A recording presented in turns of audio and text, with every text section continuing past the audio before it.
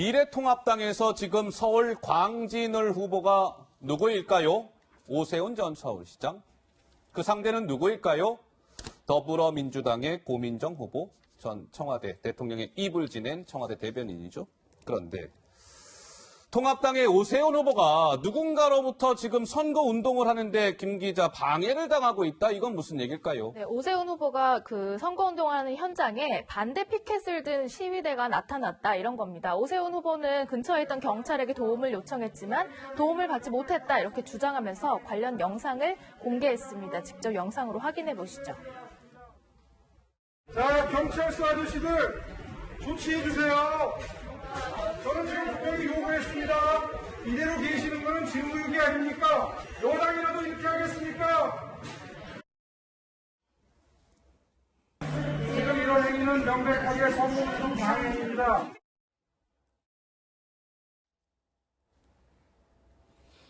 예. 자, 며칠째 따라다니며 선거운동 방해를 당하고 있습니다. 오세훈 광진을 후보가 이렇게 주장을 하고 있는 것이죠. 대진형, 대학생 진보연합의 줄임말. 대진현이 10여일간 2인 1조로 따라다니면서 선거운동을 방해하고 있어요. 경찰에 제지 요청을 했는데요. 경찰이 어떻게 했는지 아세요? 나 몰라라. 수수방관하면서 아무런 제지를 하지 않았습니다. 이렇게 오세훈 후보 쪽에서는 주장을 하고 있습니다. 논란이 커지자 이제 경찰이 수사에 착수한다고 하는데 영상 다시 좀 한번 봅시다. 보세요. 오세훈 후보가 선거운동을 지하철역 안에서 하고 있는 것 같죠? 근데 주변에 대학생 진보연합에 소속된 대학생들이 오세훈 후보를 비판하는 뭐 판넬이라고 해야 될까요? 주변을 에워싼 가운데 뭔가 하여튼 선거운동을 하는데 옆에서 뭔가를 계속 목소리를 내면서 주장을 하고 있어요. 자, 우리 정 의원께서 보시기에는 이 정도면은 좀 심각한 좀 선거운동 방해라고 보십니까? 어떻습니까?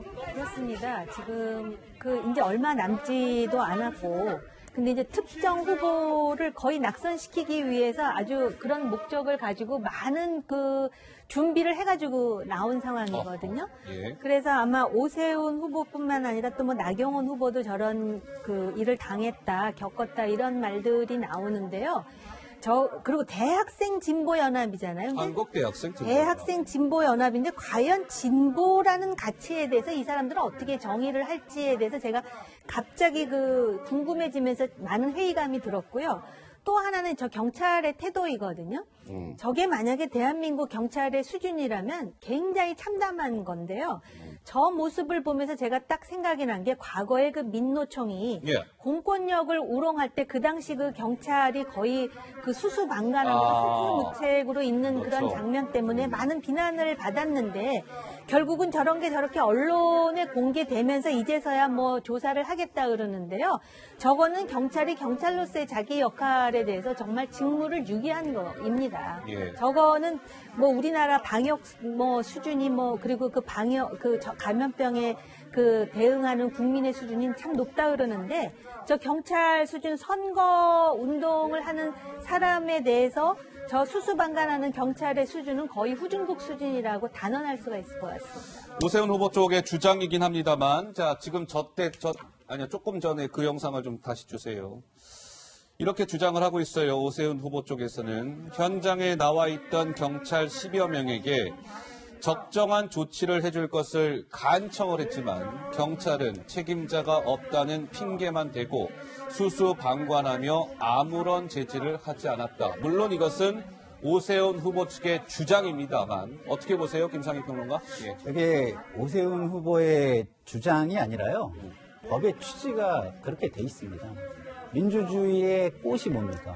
선거예요, 선거. 예. 선거의 후보자는 선거법에 의해서 보호를 받게 돼 있어요. 그래서 후보자 보호는 민주주의의 꽃인 선거를 보호하는 것과 동일한 겁니다. 그렇기 때문에 법치를 생각해서 뭐 누군가에 대해서 반대 의견을 내고 싶어도 법치의 테두리 안에서 해야지 저렇게 바로 옆에 가서 선거운동을 방해하는 행위는 예를 들어서 반대할 만한 게 있으면 따로 홍보를 하면 될 거 아니겠습니까? 따로 선거운동을 할 수 있는 법 테두리 안에서 하면 되고 저는 사실은 뭐 저기에서 다른 후보를 지지하는 사람이지만 법치는 깨져서는 안 되고요.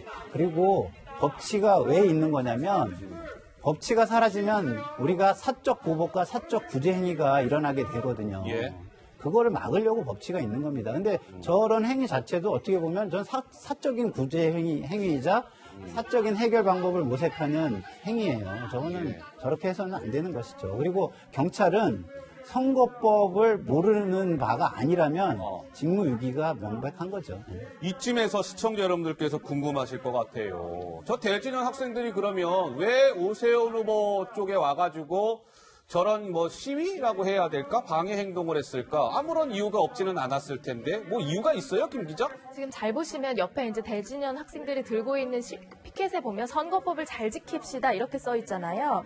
이것은 이제 그 지난해 추석에 오세훈 후보가 본인이 거주하는 아파트 경비원과 또 청소원들에게 120만 원 정도를 총 경력금으로 좀 전달한 사실 때문에 광진구 선관위에서 이제 예. 고발한 일이 있거든요.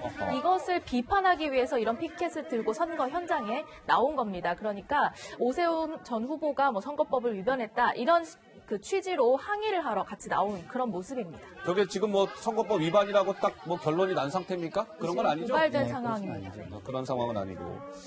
알겠습니다. 자, 그러면 이 얘기 좀 해볼게요. 왜 이제 미래통합당의 비례정당의 이름, 미래한국당. 이제 어제 저희 정치데스크 시간에 그 얘기는 해드렸죠.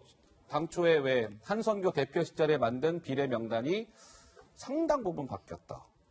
어디까지 말씀드렸냐면 한 20번까지만 말씀드릴게요. 20번 안에 당초 명단에서 20번 중에 몇 명? 12명이 바뀌었다. 이 얘기까지 어제 전해드렸습니다. 한 걸음 또 들어가는 거죠. 자, 그렇다면 바뀌었어요. 좋아요. 오케이. 그러면 바뀌었는데 김 기자, 황교안 대표가 영입한 사람이 일단 20번 안에 몇 명 들어왔다고요? 새롭게? 네, 새롭게 이제 바뀌어서 들어온 사람이 저희가 그래픽으로 좀 준비를 해봤는데요. 일단 저희가 당초 번호를 오른쪽에 빨강색으로 입력해놨고요. 지금 최종 발표된 그 번호를 옆에 파란색으로 입력을 해놨는데 지금 보시는 인사들이 당초에는 20번 바깥에 있었던 인물들입니다. 그런데 지금은 다 20번 이내로 번호를 받았습니다. 윤주경 전 독립기념관장을 포함해서 이렇게 몇 명이 있는데 그러니까 황교안 대표가 영입한 인재들이 기본적으로 그 20번 이후 번호를 받았다가 바뀐 순번에서는 비교적 앞쪽으로 당겨졌다라는 점이 특징입니다. 이분들의 목소리가 준비되어 있습니다. 윤봉길 인사 손녀라고 많이 알려져 있고요. 독립운동 정신을 이어받는 것이, 잘 계승하는 것이 이 시대 정신이라는 것을 확인해 주신 미래한국당에 또 감사드리면서 그런 역할을 충실히 하도록 하겠습니다. 26등에서 2등 해보기는 생전 처음인데요. 굉장히 극적인 변화를 좀 겪었었고, 또 작년 10월에 뭐 영입인재 프로그램에 오라고 그래서 가겠다고 그래서 갔더니 신문에서 칼럼이 잘리고 강의도 잘리고 여기가 무서운 동네구나라고 하는 것을 몸소 피부로 느꼈습니다. 저는 이제 북한 인권 활동가입니다. 2,500만 명의 이제 자유를 이룬 북한 주민들에게 희망이 되려고 저는 이제 정치의 길에 뛰어들었고, 또한 탈북민들 많은 아픔과 눈물을 흘리고 지금 살고 있습니다. 그들에게 희망이 돼 주고 싶습니다.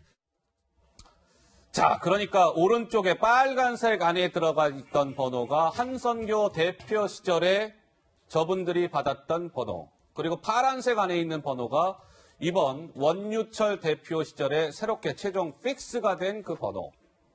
보시는 바와 같이 굉장히 다들 앞으로 왔어요. 윤주경, 윤봉길 의사의 장손녀. 21번에서 1번. 윤창현 교수죠. 26번에서 2번. 지성호 씨 한번 볼까요? 탈북민, 목발 탈북민. 예비 4번이면은 사실상 44번이에요. 44번에서 12번. 쭉쭉 당겨왔습니다. 당선권 안으로. 우리 이 소장 보시기에는 뭐 어떻게 평가하세요? 이제 좀 제자리를 찾아온 공천이다. 전 이렇게 말씀드리겠습니다. 사실 지난번 한성교 대표하고 공병호 공관위원장 시절에 있었던 그 비례대표 명단은 뭐 의미는 나름대로 충분히 있습니다. 하지만 그럼에도 불구하고 지금 통합돼서 이번 선거를 치르고자 하는 미래통합당 전체 보수 전체의 어떤 의미를 가지기에는 상당히 미흡했다. 저는 그런 감정을 느꼈는데 이번에 이제 제대로 된 명단이 확정됐다. 저는 이렇게 보여지고요. 예. 한 가지만 짧게 말씀드리겠습니다.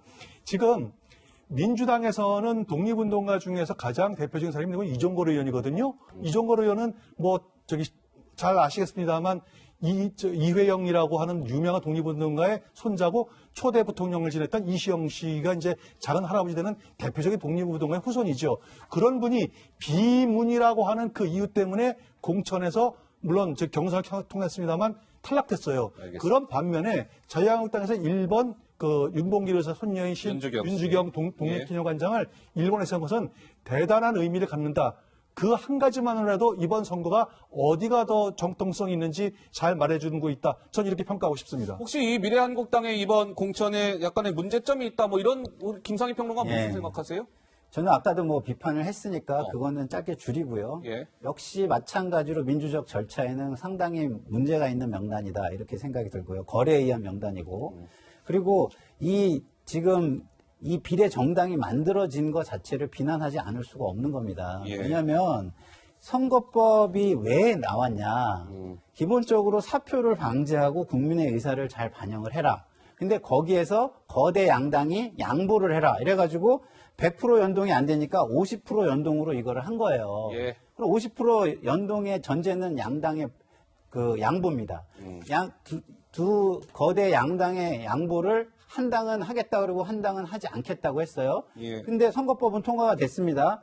그러면은 그걸 반대했으니까 우리는 해도 돼라고 이야기한다면 이분들이 입법을 할 자격이 있는 겁니까? 예, 알겠습니다. 뭐 문제점이 좀 있다, 뭐 이런 말씀이신 것 같고. 알겠습니다.